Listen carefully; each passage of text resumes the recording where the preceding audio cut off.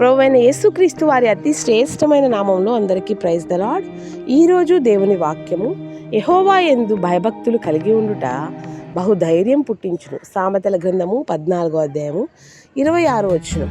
అవునండి, ప్రభు నమ్మిన ప్రతి బిడ్డ కూడా ఆయన యందు భయము భక్తి కలిగి ధైర్యంగా ఉండాలి అన్నది ప్రభు యొక్క చిత్తం.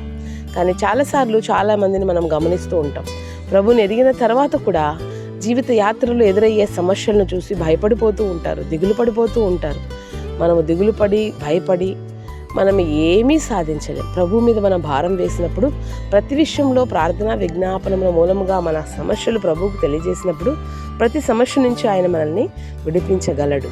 కనుక మన సమస్య కంటే మన దేవుడు గొప్పవాడని మనం నమ్మినప్పుడు, ఆయన యందు భయభక్తులు కలిగి ఉన్నప్పుడు ఈ జీవిత యాత్రలో మనం ధైర్యంగా కొనసాగగలం. కనుక అలాంటి కృప దేవుడు మనందరికీ దయచేయును గాక. ఆమేన్. May God bless you all.